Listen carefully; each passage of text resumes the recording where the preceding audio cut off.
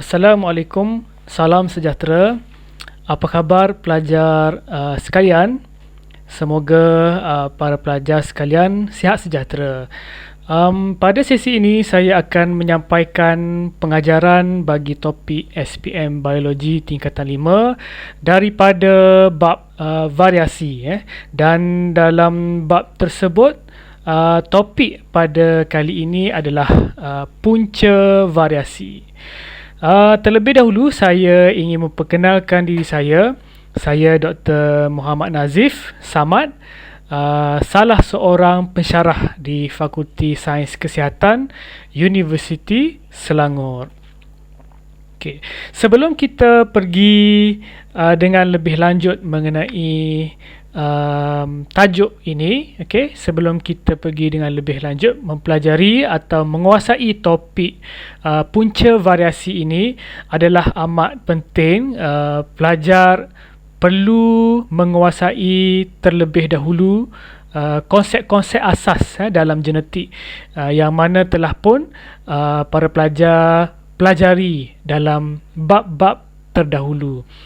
Pelajar mestilah menguasai dengan baik apakah itu DNA, apakah itu kromosom, kemudian konsep asas mengenai gen dan konsep asas alel, apakah itu genotip, apakah itu fenotip, kemudian pengetahuan mengenai sel, iaitu sel soma dan sel gamet. And then kemudian proses-proses penting yang berlaku terhadap sel, iaitu mitosis dan meiosis. Mitosis dan meiosis. Pemahaman meiosis ini sebenarnya sangat penting, kerana apabila kita membincangkan variasi, kita sangat-sangat dipengaruhi oleh proses ini. Dan seterusnya ialah konsep dalam trait pewarisan yang sudah pun dipelajari dalam bab-bab yang terdahulu. Mungkin ramai pelajar yang belum menguasai konsep-konsep ini. Oleh yang demikian, mungkin dari semasa ke semasa, di dalam segmen ini saya akan cuba membuat revisi pantas ataupun quick revision dengan semampunya oleh saya dengan masa yang ada. Okey, baik. Variasi bagi sesuatu organisma adalah disumbangkan oleh dua faktor penting, iaitu faktor genetik dan faktor persekitaran. Kemudian kita akan membincangkan dengan terperinci mengenai faktor genetik seperti mutasi, dan juga pembiakan seks, Dan kita juga akan membincangkan bagaimana faktor persekitaran juga boleh menyebabkan variasi ini berlaku. Okey, baik. Kita pergi dahulu kepada subtopik ini, iaitu mutasi. Mutasi. Okey. Baik, mutasi adalah perubahan kekal yang berlaku secara spontan dan berlaku secara rawak terhadap kandungan genetik di dalam sel. Apabila mutasi berlaku, ia sebenarnya boleh menyebabkan perubahan kandungan genetik, iaitu dari segi struktur kromosom, bilangan kromosom, serta perubahan dari segi jujukan gen atau jujukan rantai nukleotida di dalam DNA. Dan kedua-dua jenis sel, iaitu sel soma dan sel gamet, boleh juga mengalami mutasi.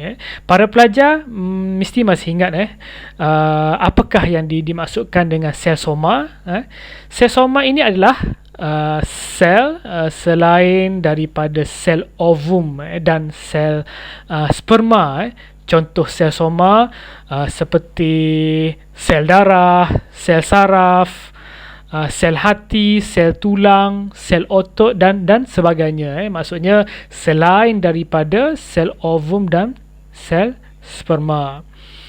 Dan manakala sel gamet adalah merujuk kepada sel pembiakan, itu sel sperma dan sel ovum. Atau dalam buku biasanya juga ditulis sebagai oosit, oosit, dan bagi sperma ditulis sebagai spermatosit. Okey, seterusnya mutant. Mutant pula adalah merujuk kepada organisma yang mengalami mutasi. Okey, baik. Ejen fizikal dan ejen kimia yang menyebabkan mutasi dipanggil sebagai mutagen. Tadi kita pelajari istilah mutant, iaitu organisma yang mengalami mutasi. Jadi kita boleh katakan di sini mutagen boleh menyebabkan proses mutasi berlaku yang akan menghasilkan mutant. Okey, saya ulangi. Mutagen boleh menyebabkan proses mutasi berlaku yang akan menghasilkan mutant. Okey. Ejen fizikal. Sinaran ion yang mempunyai tenaga yang tinggi, seperti sinar X, sinar ultraungu, sinar radioaktif, boleh menembusi nukleus sel dan boleh merosakkan struktur gen, dan juga struktur kromosom. Kemudian ejen kimia, bahan kimia seperti benzena, formaldehyde, asbestos, karbon tetraklorida, gas mustard, natrium nitrit, nitrosoamina boleh menyebabkan berlakunya mutasi. Pentingkah pelajar mengingati contoh-contoh bahan kimia yang boleh menyebabkan mutasi ini? Jawapannya ya. Pelajar perlu berusaha untuk mengingati, menghafal contoh-contoh bahan kimia ini, kerana pernah ditanya dalam peperiksaan, berikan contoh ejen kimia yang menyebabkan mutasi. Okey, baik. Sekarang kita fokus kepada mutasi yang berlaku dalam jujukan gen atau jujukan base DNA. Okey, baik. Terdapat 3 jenis mutasi yang berlaku dalam jujukan DNA, iaitu penukar gantian base, dalam bahasa Inggeris disebut sebagai substitution. Okey. Kemudian jenis penyisipan atau penambahan base, dalam bahasa Inggeris disebut sebagai insertion. Dan satu lagi adalah pelenyapan base. Pelenyapan base dalam bahasa Inggeris kita sebut sebagai deletion. Okey, kita lihat dulu apa yang berlaku dalam jujukan base yang normal. Dalam jujukan base yang normal. Okey, ini adalah rantai jujukan base DNA yang akan dipindahkan maklumatnya ke dalam bentuk mRNA. Dari maklumat dari DNA dipindahkan ke dalam bentuk mRNA melalui satu proses yang pernah dipelajari dalam bab terdahulu, iaitu proses transkripsi. Kemudian maklumat yang ada dalam jujukan mRNA ini dipindahkan ke bentuk protein melalui proses translasi. Okey, asid amino di sini maksudnya merujuk kepada jujukan protein. Okey. Saya cuba ulangi kerana konsep ini penting. Konsep ini adalah konsep yang sangat penting. Okey, ini rantai jujukan base DNA yang akan dipindahkan maklumatnya ke bentuk mRNA melalui proses transkripsi. Okay. Kemudian maklumat yang ada dalam jujukan mRNA ini dipindahkan ke bentuk protein melalui proses translasi. Okay. Yang diwakili di sini diwakili jujukan asid amino, jujukan asid amino, kerana di dalam protein apa yang membentuk protein adalah jujukan asid amino. Jadi protein inilah yang memainkan peranan penting dalam pelbagai mekanisme dalam pelbagai proses biologi di dalam badan kita. Contohnya seperti apa? Contohnya adalah seperti penghasilan antibodi. Antibodi itu adalah sejenis protein.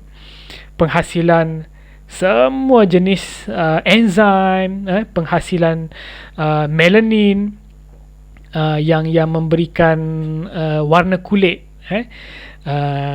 penghasilan hemoglobin yang berfungsi membawa oksigen ke seluruh badan, dan banyak lagi protein yang penting.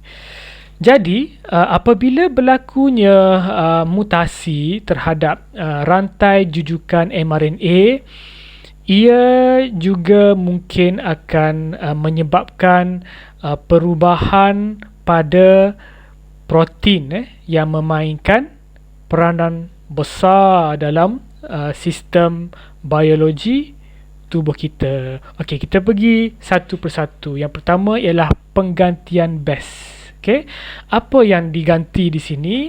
Okey, contoh di sini dalam jujukan yang normal di sini adalah C. Okey, CTT.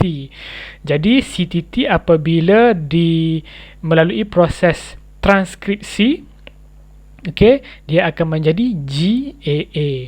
Okey, daripada GAA bila kita melakukan proses translasi, okey, dia adalah mengekodkan amino asid amino jenis glutamik asid. Jadi apabila C ini ditukarkan menjadi T, daripada C menjadi T di dalam mutasi jenis penukar gantian base, di sini bukan lagi G seperti mana yang normal ini. Okey, di sini sudah menjadi A. Jadi apabila dilakukan translasi bagi mRNA, jujukan mRNA untuk AAA, ia mengekodkan untuk lysine, bukan lagi glutamik asid. Okey, jadi ini menunjukkan bagaimana perubahan yang berlaku di dalam DNA boleh menyebabkan perubahan berlaku di dalam protein. Itu adalah contoh bagi penukar gantian base. Kita pergi contoh yang kedua, iaitu penyisipan ataupun penambahan base.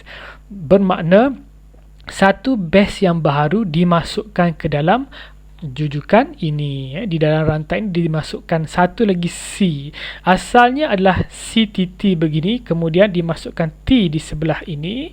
Okey, menyebabkan bacaan baru ialah CCT, bukan lagi CTT. Dia sudah teranjak. Maksudnya apabila dimasukkan satu nukleotid yang lain ke dalam rantai, semuanya akan teranjak. Jadi apabila kita melakukan proses translasi, di peringkat protein juga akan berubah. Okay? Bermula daripada titik ini sehinggalah seterusnya akan berubah disebabkan kemasukan ataupun penambahan ataupun penyisipan base yang baru. Okey, kemudian Satu lagi jenis mutasi pada jujukan iaitu pelenyapan base. Pelenyapan base maksudnya satu base tu dihilangkan ataupun dalam bahasa Inggeris it is deleted. Okay. Base yang mana yang dihilangkan? Base ini, A yang ini dikeluarkan. Okay. Apabila base ini dikeluarkan, bacaan baharu bukan lagi ATG tetapi bacaan baharu, disebabkan base ini dibaca dalam 333, TGC. TGC akan merupakan bacaan yang baharu, bukan lagi ATG disebabkan oleh A ini sudah pun dihilangkan ataupun dilenyapkan. A is deleted. Jadi TGC bermula daripada titik ini sehingga seterusnya menyebabkan perubahan jujukan berlaku di dalam DNA dan ia juga menyebabkan perubahan berlaku di dalam mRNA, seterusnya menyebabkan perubahan juga berlaku di dalam jujukan asid amino yang merupakan jujukan di dalam protein. Baik. Jadi secara ringkasnya mutasi dalam jujukan base DNA dikelaskan kepada 3 jenis: penukar gantian base, penyisipan atau penambahan base, dan yang ketiga ialah pelenyapan base. Seterusnya. Jadi apakah contoh-contoh penyakit yang disebabkan oleh mutasi gen ini ataupun mutasi jujukan pada DNA? Pertama ialah anemia sel sabit. Anemia sel sabit. Mutasi berlaku pada gen yang terlibat secara langsung dalam sintesis hemoglobin. Hemoglobin ini adalah protein yang penting yang memberikan bentuk kepada sel darah merah, dan ia berfungsi untuk mengangkut oksigen ke seluruh badan. Jadi pesakit anemia sel sabit mempunyai sel darah merah berbentuk bulan sabit, menyebabkan ia tidak cekap dalam mengangkut oksigen. Baik. Contoh kedua, kita pergi kepada contoh kedua, ialah albinisma. Albinisma. Mutasi berlaku pada gen yang terlibat dalam sintesis melanin, iaitu sejenis protein yang penting yang memberikan warna kepada kulit, serta membantu melindungi sel kulit kita daripada sinaran berbahaya seperti sinaran UV dan sebagainya. Jadi pengidap albinisma berambut putih, mereka berambut putih, berkulit cerah dan mata berwarna merah jambu. Kerana apa? Kerana kekurangan melanin. Ini adalah contoh pengidap albinisma. Dan ini pula adalah contoh kulit yang normal, sawo matang. Seterusnya ialah polydactylisma. Polydactylisma. Mutasi berlaku pada gen yang terlibat dalam pembentukan embrio. Dalam pembentukan embrio ada pelbagai protein yang terlibat dalam proses pembentukan embrio di dalam rahim ibu, dan ketidaknormalan atau mutasi yang berlaku pada gen yang menyimpan kod pembuatan protein tersebut dan menyebabkan penyakit polydactylism secara fenotipnya mempunyai satu jari tambahan, seperti dalam gambar ini. Okey, baik. Dalam contoh yang keempat ialah penyakit phenylketonuria. Phenylketonuria, mutasi berlaku pada gen yang terlibat dalam penguraian asid amino phenylalanin. Phenylalanin ini sebenarnya adalah salah satu daripada jenis asid amino, dan pengumpulan asid amino phenylalanin yang berlebihan dalam badan boleh menyebabkan kecacatan pada otak. Disebabkan oleh itu, apabila kita membeli minuman bergas terutamanya, diletakkan di situ amaran. Contohnya di sini ditulis phenylketonuria, contain phenylalanin, sebagai peringatan. Jadi bagi orang yang mengalami penyakit ini, tidak boleh sama sekali meminum minuman seperti ini, minuman yang kaya dengan phenylalanin, kerana ia boleh menyebabkan pengumpulan phenylalanin yang berlebihan dalam badan yang menyebabkan kecacatan pada otak.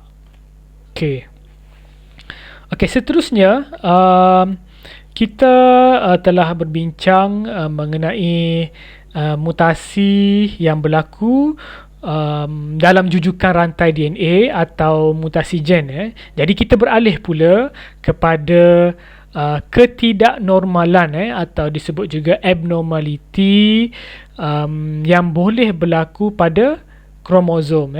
Dan di sini abnormality pada kromosom melibatkan perubahan dari sudut bilangan kromosom dan perubahan dari sudut struktur kromosom. Okey, baik. Sebelum kita bincangkan ketaknormalan pada bilangan kromosom, kita cuba lakukan revisi pantas, quick revision mengenai bilangan kromosom yang normal bagi seorang manusia.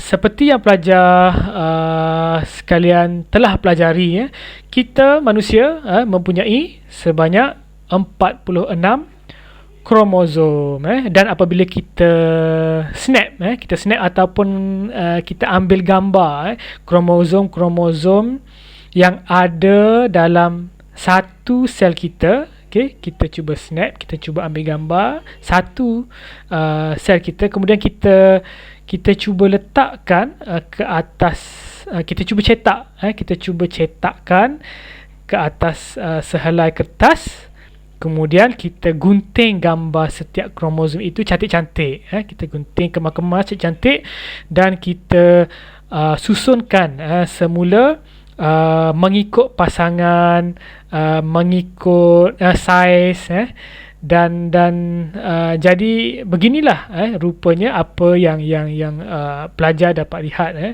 Ada pasangan setaranya, dari segi saiz, dari segi struktur belang-belangnya, dari pasangan pertama sehinggalah pasangan ke 22, dan diikuti kromosom XY bagi lelaki dan kromosom XX bagi perempuan. Jadi jumlahnya kita ada 46 kromosom semuanya bagi sampel manusia yang normal.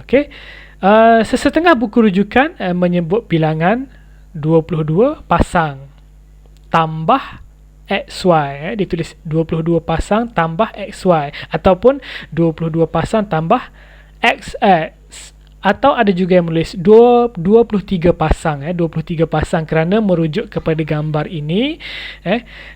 Gambar ini kita panggil sebagai karyotype. Karyotype ini adalah sebuah gambar yang menunjukkan kromosom-kromosom yang ada dari satu sel, kemudian disusun dengan baik kromosom-kromosom tersebut. Okey, baik. Sebelum kita masuk kepada ketaknormalan pada bilangan kromosom, kita cuba lakukan revisi pantas, quick revision dulu mengenai bilangan kromosom yang normal, iaitu dari segi bagaimanakah bilangan 46 kromosom ini sebenarnya terbentuk di dalam seseorang individu. Jadi sebenarnya jumlah 46 itu datangnya daripada bapa kita yang memberikan sebanyak 23 kromosom, dan daripada ibu kita memberikan sebanyak 23 kromosom, jadilah 46 yang apabila disusun dalam gambar rajah karyotype tadi ada sebanyak 23 pasang. 23 pasang ni seperti yang kita lihat dalam gambar karyotype tadilah. Baik. Baik. Saya tunjukkan di sini satu gambar karyotype manusia yang normal. Dan satu lagi karyotype pengidap sindrom Down. Sindrom Down. Cuba pelajar perhatikan apakah perbezaan dari segi bilangan kromosom bagi kedua-dua gambar rajah ini, bagi kedua-dua karyotype ini. Saya bagi masa 10 saat untuk sama-sama kita perhatikan perbezaan. Kita cuba perhatikan.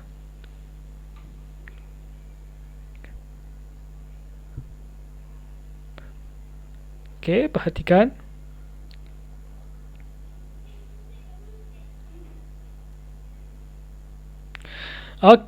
Baik. Di sini ditulis trisomi 21. Trisomi 21 bermakna kromosom pasangan yang ke-21, 21 this one, mempunyai 3. 3 maksudnya 3. Dia kat sini dia ada 3 kromosom. Sebab sepatutnya bila kita sebut pasangan, mestilah ada 2. Kan? Karyotype yang normal menunjukkan setiap pasangan ini mengandungi 2 kromosom. 2.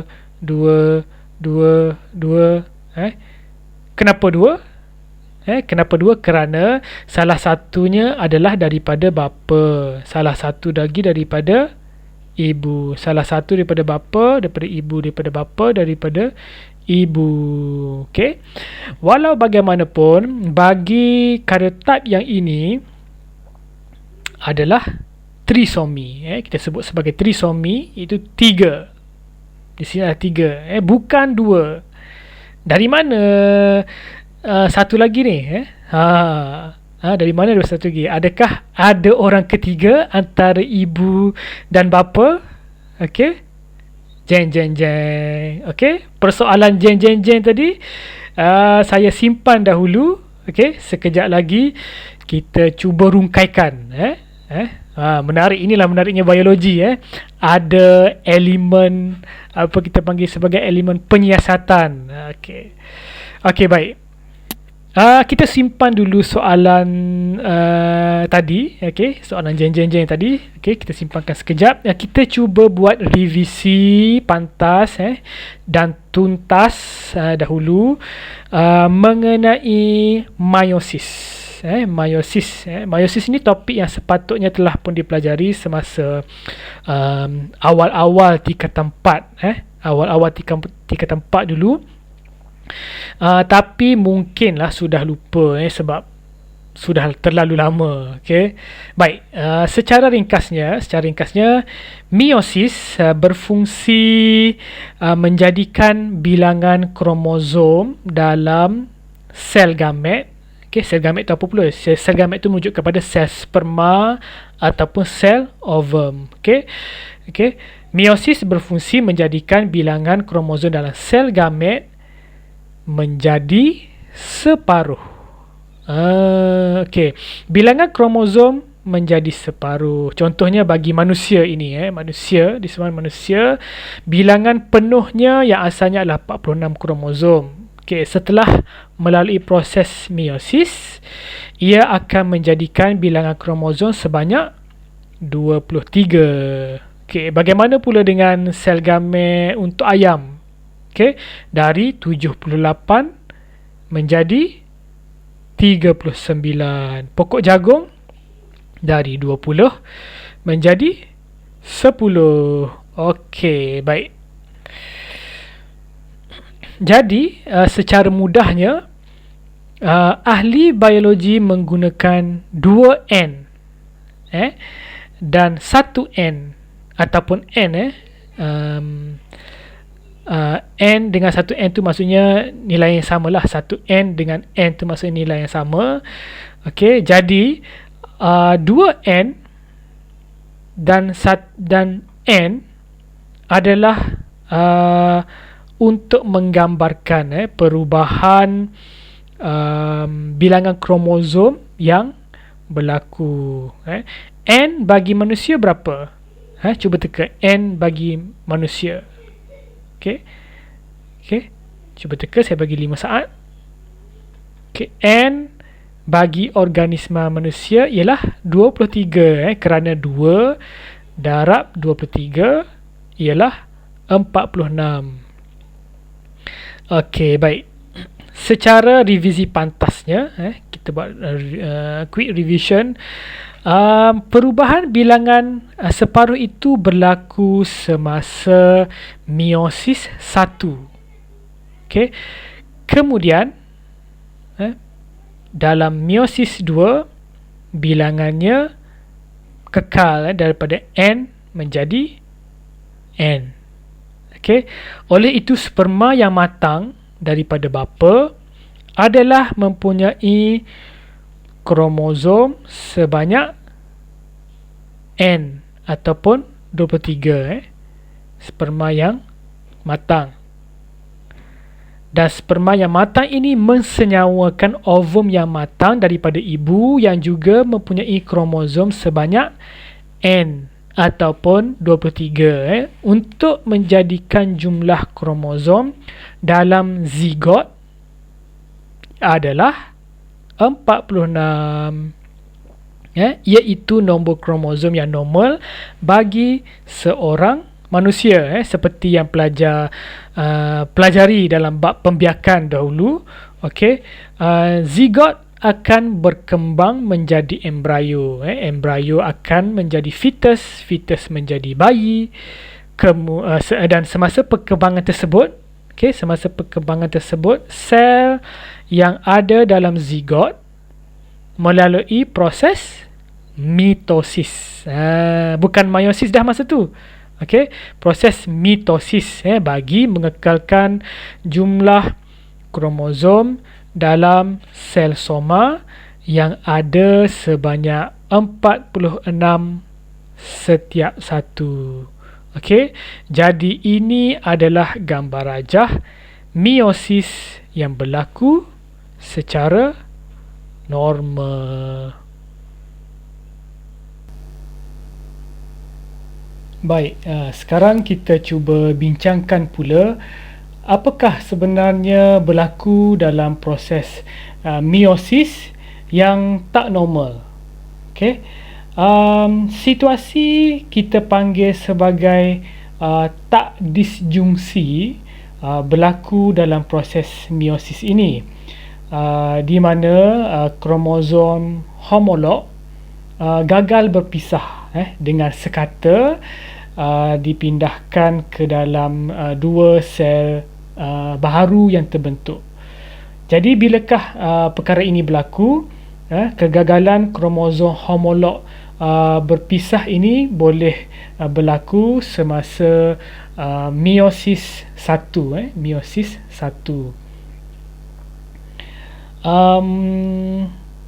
Oleh kerana ia berlaku semasa meiosis 1, jadi kita panggil situasi ini sebagai tak disjungsi 1, tak disjungsi 1. Baik, mengapa pula ia boleh kenapa ia boleh gagal berpisah dengan baik? Ia boleh disebabkan oleh kegagalan pembentukan gentian gelendung yang normal, di mana gentian gelendung yang ada dalam sesebuah sel berfungsi untuk menarik kromosom ke arah kutub yang berbeza apabila sel itu nak membahagi.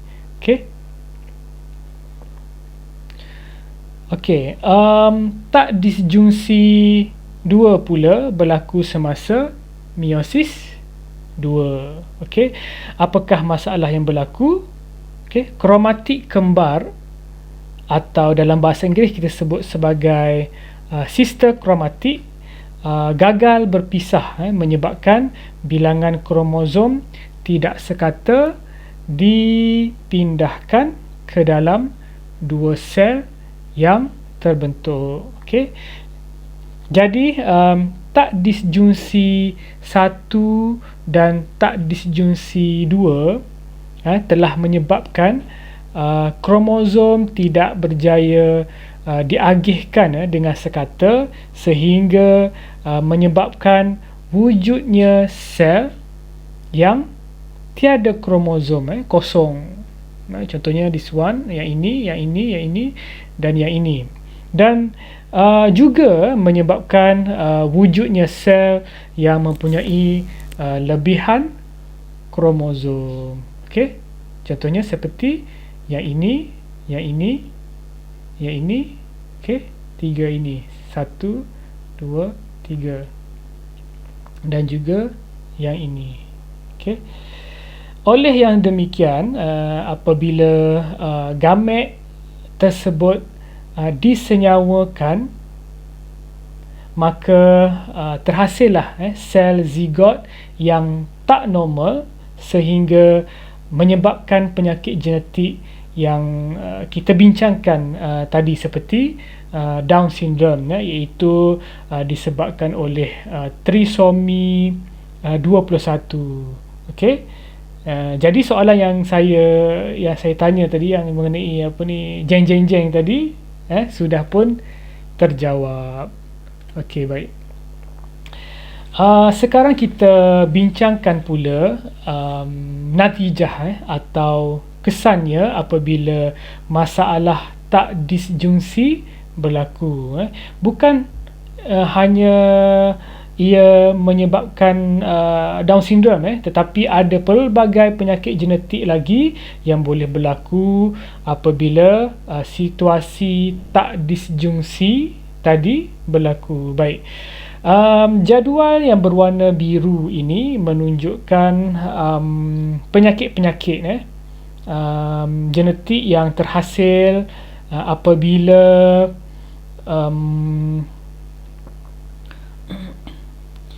disebabkan oleh kromosom seks dalam sperma yang tak normal, manakala kromosom seks dalam ovum adalah normal.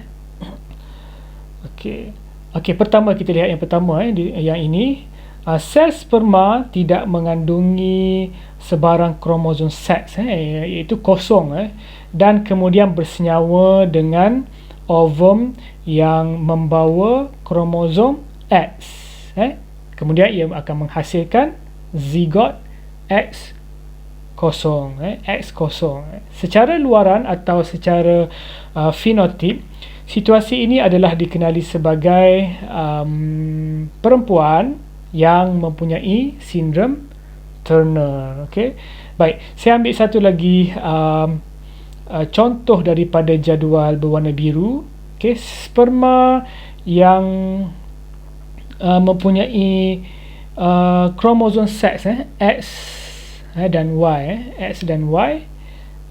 X ada, Y pun ada. Sepatutnya gamet yang matang, seperti yang kita pelajari, mesti mempunyai salah satu sahaja kromosom seks, kan? Sebabnya bilangan kromosom yang normal bagi sel gamet yang matang adalah N. Kita belajar lagi, N, bukannya 2N, dia mestilah 1N. Jadi apabila sel sperma yang mempunyai XY bersenyawa dengan ovum yang mempunyai X. Ovum tu normal lah ya. Ovum ni normal.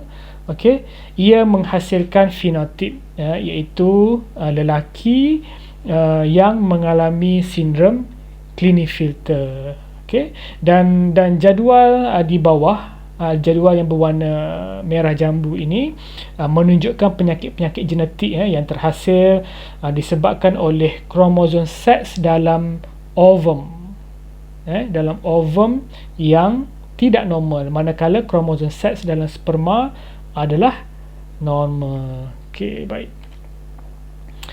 Okey, jadual yang keseterusnya adalah jadual yang sangat penting. Jadual ini adalah jadual yang penting kerana kerap kali ditanya dalam peperiksaan. Walaupun mungkin pelajar dapat lihat banyaknya perkataan dalam jadual ni, tapi ia tidak seharusnya ditinggalkan dari memahami dan cuba untuk mengingatinya. Okey. Okey, baik. Kita cuba lihat apakah antara isinya. Okey. Okey, kita cuba fahami sindrom Klinefelter. Sindrom Klinefelter. Okey, penghidap kromosom adalah lelaki. Okey, mempunyai 47 kromosom, iaitu 44 tambah XXY. 44 tambah XXY. Okey. Bermaksud ada lebihan kromosom X di situ. Okey. Jadi ia menyebabkan penyakit, ia menyebabkan penghidap mempunyai ciri-ciri keperempuanan seperti buah dada yang besar, punggung yang lebar dan testis yang kecil. Okey. Kita lihat pula penyakit lelaki XYY. Lelaki XYY. Okey, pengidap masalah genetik ini adalah lelaki yang mempunyai lebihan kromosom Y. Lebihan kromosom Y. Okey, lelaki ini biasanya adalah tinggi, mempunyai aras testosteron yang tinggi dan mempunyai masalah jerawat, jerawat yang serius. Dan lelaki ini dikaitkan dengan masalah psikopat. Psikopat dalam bahasa Inggeris kita panggil psikopati, iaitu masalah untuk bersosial dengan normal. Dan penghidap penyakit ini juga menunjukkan kecenderungan yang tinggi terhadap aktiviti jenayah. Okey, baik. Saya tidak dapat menjelaskan satu persatu apa yang ada dalam jadual ini kerana kekangan masa, dan saya yakin para pelajar mampu untuk memahaminya untuk penyakit-penyakit yang lain juga, kerana perkara asas ataupun konsep asas mengenai tak disjungsi telah pun saya jelaskan dengan terperinci. Okey. Sebenarnya memahami konsep tak disjungsi dalam meiosis adalah merupakan kunci utama untuk memahami semua jenis penyakit ini. Okey, baik. Pelajar-pelajar sekalian, kita telah pun mempelajari tentang abnormaliti pada kromosom yang melibatkan perubahan dari segi bilangan. Okey, jadi marilah kita beralih pula kepada abnormaliti atau ketidaknormalan yang melibatkan struktur kromosom itu sendiri. Okey, baik. Okey, ada 4 kategori yang penting apabila kita membincangkan mengenai abnormaliti pada kromosom yang melibatkan perubahan struktur kromosom tersebut. Okey, ada 4 perkara. Yang pertama ialah pelenyapan. Pelenyapan. Okey, contohnya ini adalah kromosom. Okey, diagram kromosom ada A, B, C, D, E, F, G, H. Tiba-tiba bahagian D ini dilenyapkan, mungkin disebabkan oleh bahan kimia, mungkin disebabkan oleh ejen fizikal yang telah kita pelajari tadi. Okey, pelenyapan ataupun dalam bahasa Inggeris sebagai deletion berlaku terhadap segmen ataupun bahagian D ini, menyebabkan kromosom itu lebih pendek, dan boleh menyebabkan masalah-masalah yang timbullah terhadap fisiologi ataupun anatomi individu terbabit. Okey, yang kedua adalah penggandaan. Okey, di sini BC ada satu salinan sahaja, tapi disebabkan oleh mutasi jenis penggandaan BC ini, okey, bahagian ini di gandakan. Bacaan ni ada 2 kali, menyebabkan saiz kromosom tu bertambah panjang. Mungkin berlaku kesilapan semasa proses dipanggil sebagai replikasi DNA. Okey. Yang ketiga ialah penyongsangan. Kita perhatikan bahagian ini, BCD ini,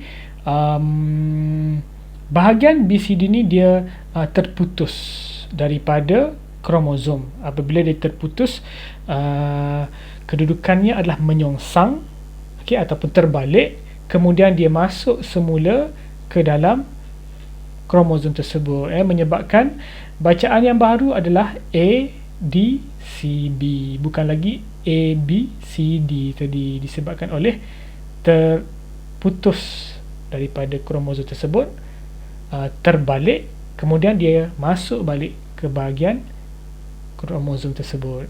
Okey, bahagian yang keempat ialah translokasi. Translokasi, trans bermaksud pindah, lokasi bermaksud tempat. Jadi diilustrasikan di sini, perpindahan tempat berlaku antara bahagian AB ini dengan MNN pada kromosom yang berlainan. Dia berlaku pada kromosom yang berlainan. Okey, jadi MNN tempat yang baru adalah pada kromosom ini. Okey, A dan B, bahagian A dan B berpindah ke kromosom yang satu lagi. Maksudnya dia suka sama tempat tu. Okey, perkara ni boleh berlaku dan banyak dikaji. Keadaan ini ada di kalangan pesakit leukemia. Okey, translokasi, mutasi jenis translokasi.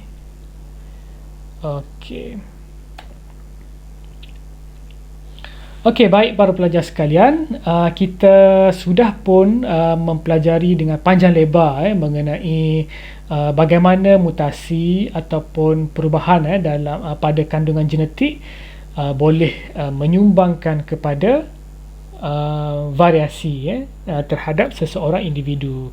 Okey, sekarang kita beralih pula bagaimana pembiakan seks. Pembiakan seks yang saya warnakan warna merah ini pula boleh juga menyebabkan variasi itu hadir dalam seseorang individu.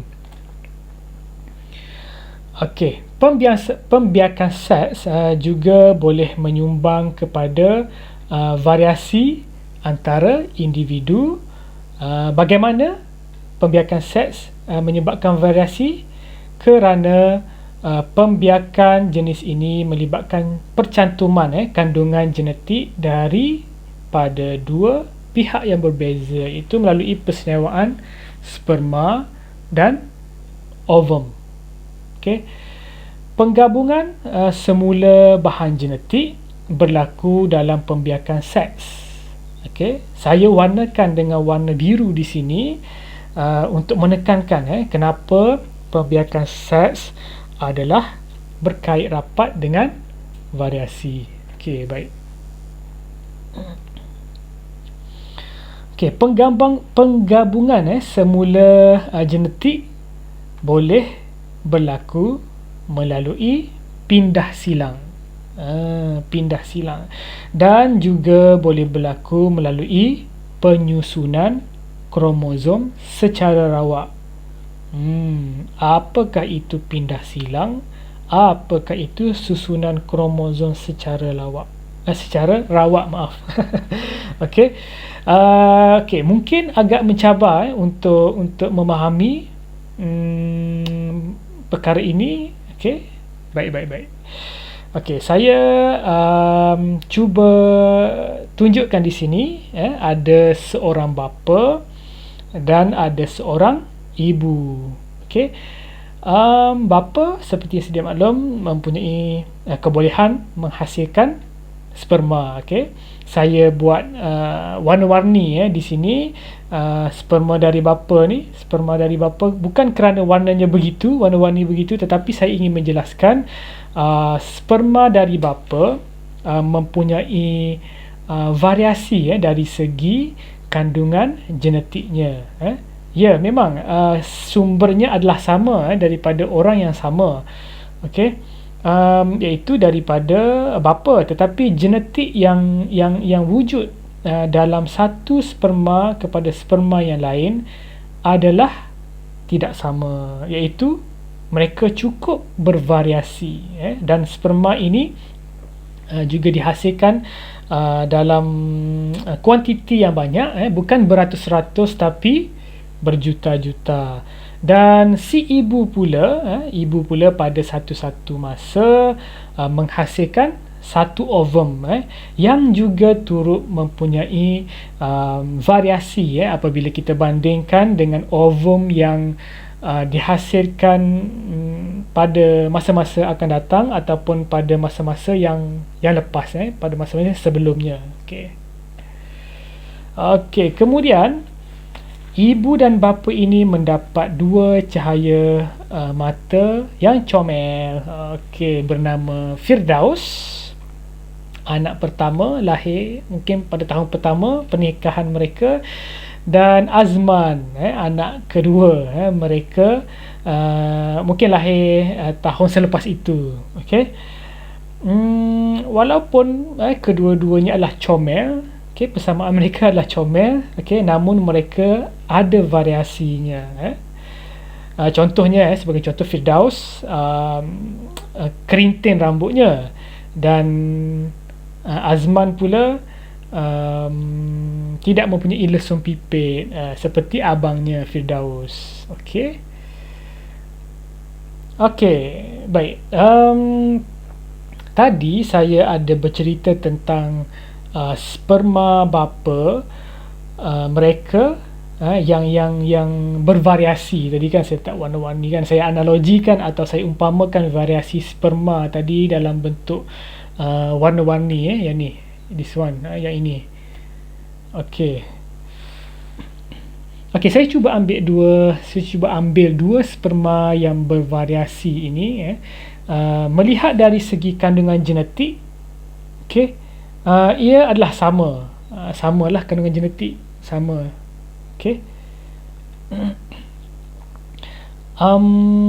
Dan saya tunjukkan melalui rupa kromosom ni, nampak samalah kan.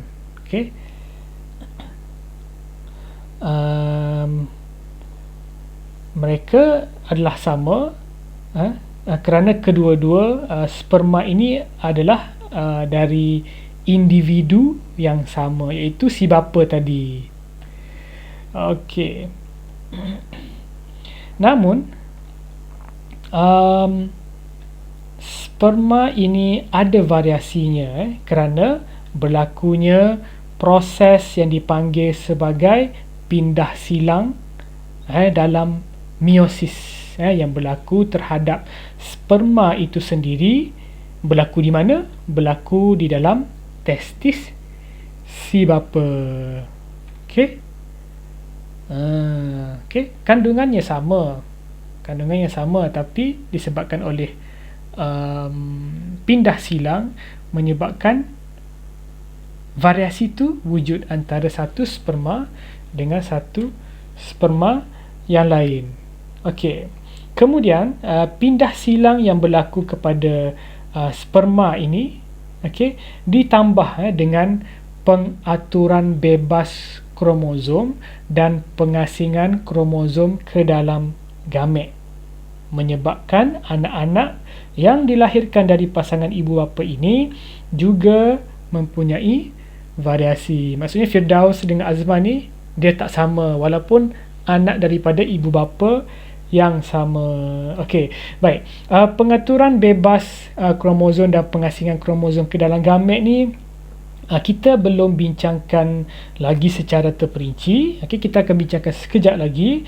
Yang penting setakat ini, okey, yang penting buat masa sekarang pelajar boleh memahami bagaimana pindah silang boleh mewujudkan boleh menyebabkan variasi itu wujud dalam seseorang individu apabila kita bandingkan dengan individu yang lain. Okey, saya tunjukkan satu lagi gambar pindah silang.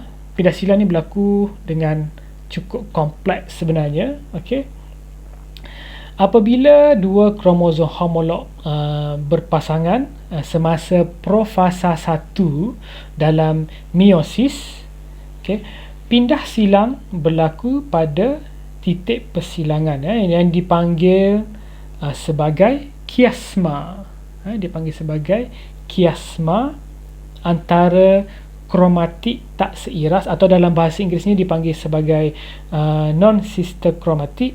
Okay, kiasma ni boleh berlaku pada banyak titik, pada banyak titik, bukan satu titik sajalah. Okay.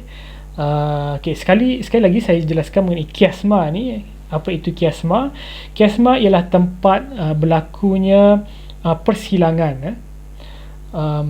Persilangan berlaku antara kromatik kromosom homolog. Okay, kiasma adalah singular, bermaksud satu titik persilangan seperti ini. Okey, kiasmata pula adalah plural. Dalam bahasa Inggeris ada plural, bermaksud banyak titik persilangan seperti ini, seperti gambar rajah ini. Okey, ini ada dua titik persilangan lah, ni kita panggil sebagai kiasmata. Okey. Okey, saya ulangi perkara tadi. Penggabungan semula genetik boleh berlaku melalui pindah silang, okay, dan juga boleh berlaku melalui penyusunan kromosom secara rawak. Okay, jadi sekarang kita fokus kepada penyusunan kromosom secara rawak yang menyebabkan terbitnya variasi. Okay, dan apabila kita menyentuh mengenai penyusunan kromosom secara rawak, kita juga akan mendalami tentang pengaturan bebas kromosom homolog dan pengasingan kromosom ke dalam gamet. Okey, tak faham lagi? Tak apa, kita teruskan dengan contoh-contohnya ada.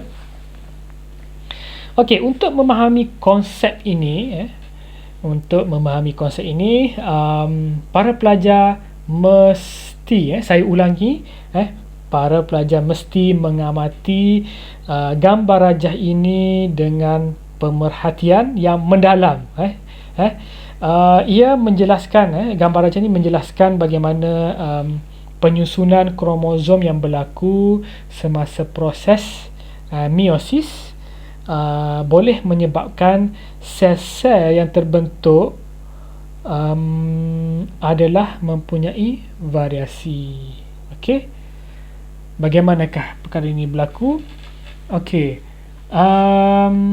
ini adalah sel reproduktif diploid. Sel reproduktif diploid maksudnya dia mempunyai sebanyak 46 kromosom. Okey, contohnya kita merujuk kepada sperma. Ini sel sperma. Okey, di dalam ni ada pelbagai alel, pelbagai genotype, ada arc besar, arc kecil, Y kecil, Y besar. Kalau yang huruf besar tu diilustrasikan kromosom berwarna biru. Yang huruf kecil, genotype huruf kecil, diilustrasikan kromosom berwarna hijau. Okey, saya ambil satu pen di sini berwarna merah. Okey, apabila ia disusun semasa metafasa 1, apa yang berlaku semasa metafasa 1, kalau kita ingat balik, kromosom akan berbaris di tengah-tengah sel. Dia nak bersedia untuk bergerak ke kutub-kutub yang berbeza. Semasa metafasa 1, dia kromosom-kromosom ini berbaris dalam satu satah di tengah-tengah sel. Okey. Semasa berbaris, ada pelbagai alternatif yang berlaku. Mungkin barisan pertama, bagaimana mereka berbaris seperti ini. Ini alternatif yang pertama.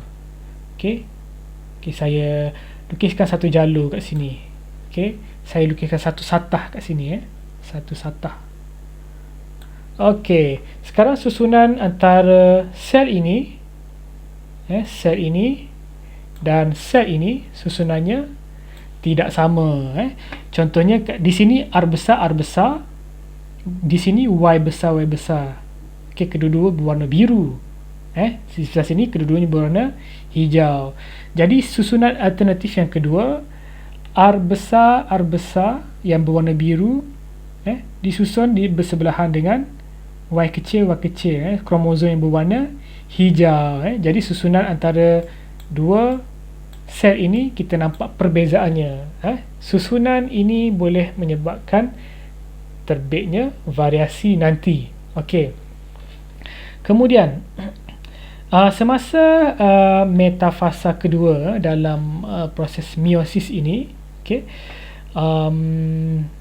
sama juga kromosom akan berbaris di satu satah lurus di tengah-tengah sel. Okey, dan bersedia untuk bergerak ke kutub yang berlawanan. Okey. Dan di sini saya cuba lukiskan satu satah. Yang membahagikan kepada dua. Okey, di sini pun sama, saya bahagikan kepada dua.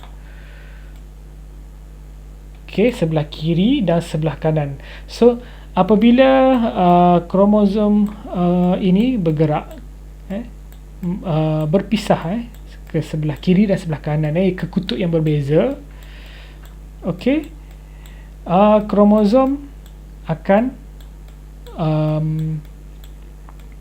dipindahkan masuk ke dalam sel yang berbeza. Okey, kerana mereka bergerak ke kutub yang berbeza. Dan apabila sel itu membahagi, sepenuhnya membahagi, kita boleh dapati bahawa sel ini adalah berbeza dengan sel yang ini, dan juga berbeza dengan sel ini, berbeza dengan sel ini dari segi kandungan genetiknya. Okey. Sekiranya pelajar belum dapat memahami gambar rajah ini, perlu ditenung lama-lama gambar rajah ini dan cuba lukiskan satah, satah ataupun garis lurus yang membahagikan sel ini. Okey, baik. Okey, saya ingin membuat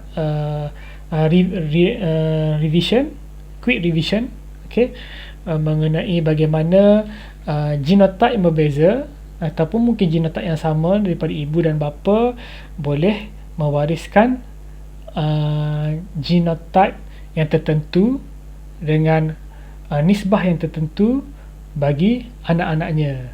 Okey.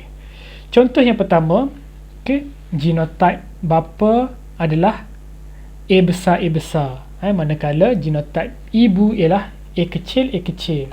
Okey.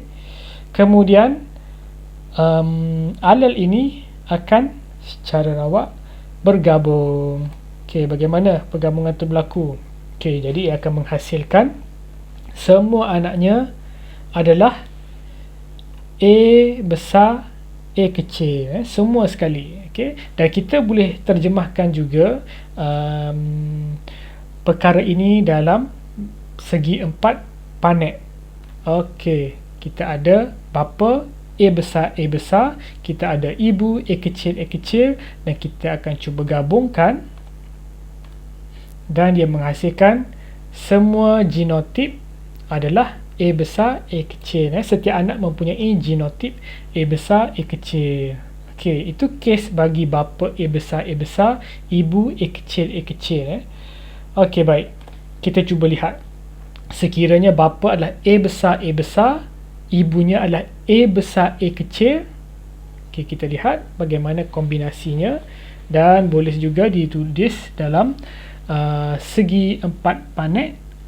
Okey, hasilnya setiap anak mempunyai 50% kemungkinan untuk mewarisi genotip A besar dan 50% kemungkinan untuk mewarisi genotip A besar A kecil.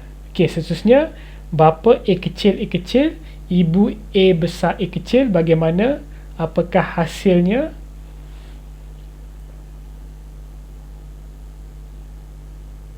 Okey, setiap anak yang dilahirkan mempunyai 50% kemungkinan untuk mewarisi genotip A besar A kecil dan 50% kemungkinan untuk mewarisi genotip A kecil. Okey, dengan nisbah A besar A kecil kepada A kecil ialah 1 kepada 1. Okey, sekiranya A besar dan juga A besar. Okey, yang ni senang saja, kita boleh ramalkan dengan senang sekali. Okey, sudah tentu semua anak mempunyai genotip A besar. Okey. Yang ini pun sama juga, senang saja untuk kita ramalkan. Okey. Okey, semua anak mempunyai genotip A kecil. Okey, this one. Yang ini bapa ada A besar A kecil, ibu ada A besar A kecil. Okey, bagaimana?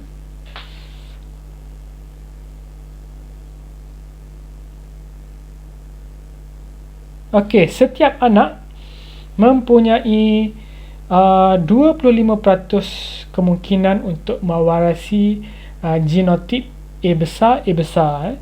50% kemungkinan untuk mewarisi genotip A besar A kecil dan 25% kemungkinan untuk mewarisi genotip A kecil. Dan dari segi nisbah genotip ni adalah sebegini, 1 kepada 2 kepada 1. Okey, baik, para pelajar, subtopik terakhir sekali dalam sesi bersama saya pada kali ini ialah variasi juga turut boleh disumbangkan oleh faktor persekitaran. Okey, saya warnakan dengan warna merah ini. Bukan semua variasi dalam sesuatu populasi diwarisi. Variasi seseorang individu juga boleh dipengaruhi oleh persekitarannya. Okey, sesetengah variasi juga terhasil akibat interaksi antara faktor genetik dan faktor persekitaran. Dan faktor persekitaran yang boleh menyebabkan variasi ini termasuklah, yang pertama sekali adalah suhu. So apabila membicarakan suhu, apakah contohnya para pelajar? Sebagai contohnya, suhu memainkan peranan penting dalam perkembangan pembesaran, terutama senang kita lihat ialah terhadap organisma tumbuh-tumbuhan, kerana pembesaran tumbuh-tumbuhan adalah sangat bergantung kepada hormon dalam tumbuhan tersebut, yang mana boleh dijelaskan sini, tindak balas hormon dipengaruhi oleh suhu persekitaran. Seterusnya, keamatan cahaya. Contohnya boleh dijelaskan apa yang berlaku kepada kulit manusia. Manusia yang selalu mendedahkan kulit mereka kepada sinaran cahaya matahari mempunyai kulit yang lebih gelap. Kenapa lebih gelap? Sebab hangus terbakar ke?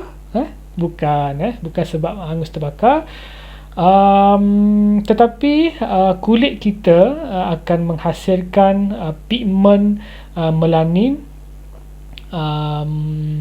dengan lebih banyak, dengan kuantiti yang lebih banyak, untuk tak lain tak bukan untuk melindungi kulit kita daripada sinaran yang berbahaya. Jadilah kulit kita lebih gelap. Seterusnya kelembapan. Kelembapan ini juga boleh dijelaskan dengan perkembangan tumbuhan ataupun organisma yang lain seperti mikroorganisma yang sangat-sangat dipengaruhi kehidupannya dengan tahap kelembapan udara.